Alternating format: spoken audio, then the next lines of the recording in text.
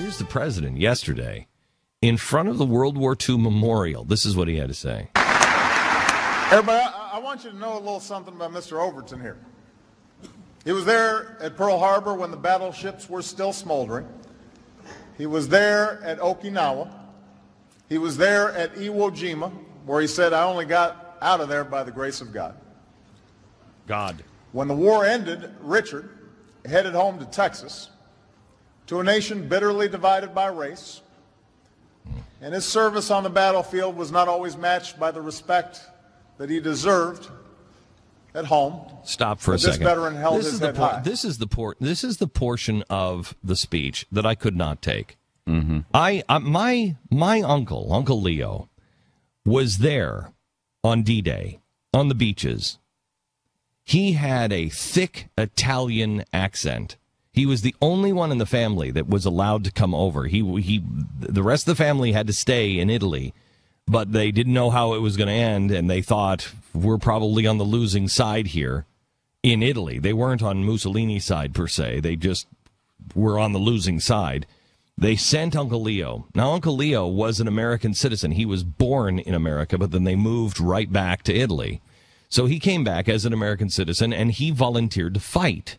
Now, he is fighting as an Italian. I mean, and he has he still does, a very thick accent. Well, they thought he was a spy, and he was an Italian, and so they treated him like garbage. His best friend was an African American. He begged them, don't make my friend go on D-Day. He can't swim. He can't swim. You put him on the boat and he can't swim. He'll never make it to the beach. You can't do it. He can't swim. And his commanding officer said, well, he'll learn. Well, he didn't learn.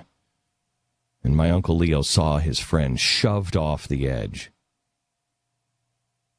My Uncle Leo, a very small man, tried everything he could to bring his friend up to the surface. He couldn't do it because of the packs and everything else, and he drowned.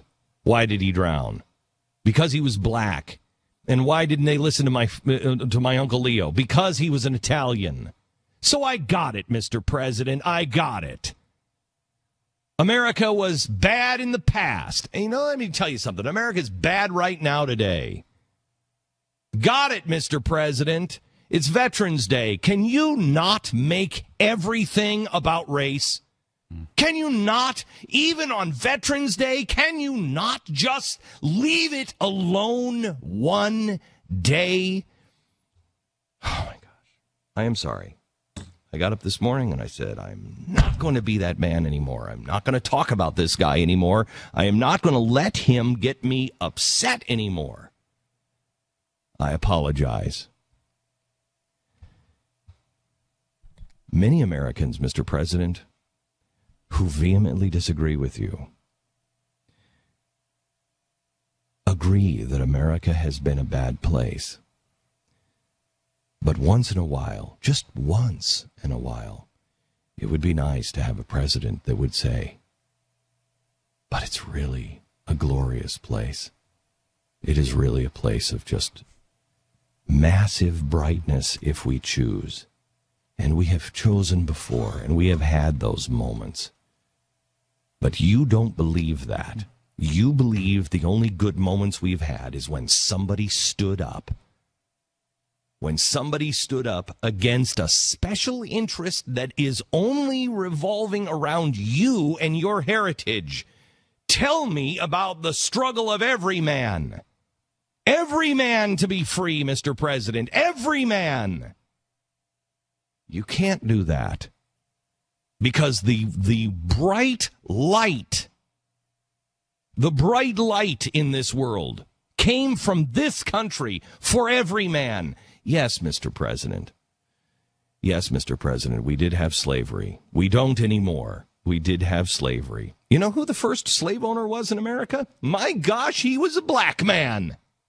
He was a black man that went to court and said, I bought him. Not just as an indentured servant, I bought him. I own him for life. It was a black man that made that case, Mr. President. Seems to me that this isn't a white issue. Seems to me that slavery can happen to anybody. It just depends on who has the power. And at that time, the court system was willing to listen to a black man wanting to own another black man. I thought this was a white problem, Mr. President, but apparently not. I'm so offended. But we haven't even gotten to the point yet to where this guy has the audacity, not of hope, the audacity to smear and to lie and to connive right in front of your face. And most Americans don't even care. After closing down the World War II memorial, after taking 80 and 90 and 100-year-old men and treating them like garbage, yesterday he has the audacity to say this. He carried on and lived his life with honor and dignity. He built his wife a house with his own two hands. He went back to work in the furniture business.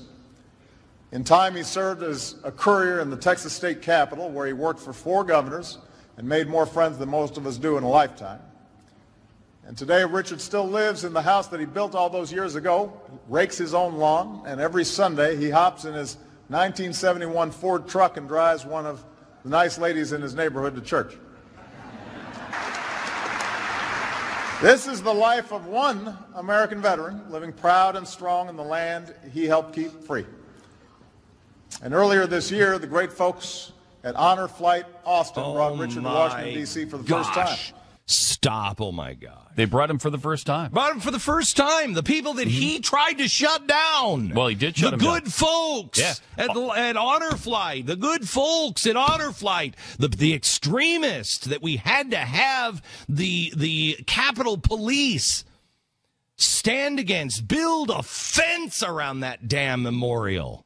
Oh, my God. And kept the Honor Flight veterans out. They were Men the first like group that. they kept Men out. like that. Yeah. Men like that. Yeah. Now, I wonder if the president, I mean, I don't know. I don't know. But if this same story was of a man who was not of African-American descent, I wonder if his story would have made its way to the president's desk. I don't know. I would hope so. But can this man take one speech, one day, and not make it about race? No, he can't. No, he can't. Can this man not be duplicitous one time? No. You shut down, you do everything in your power to shut down Honor Flight. Do everything in your power. Build a fence around it. So the people at Honor Flight, and then have the audacity to send your own people out there to harass and harangue and to call the congressmen that are opening up the gates that you erected, and have the audacity to call them names, and then to stand as the hero.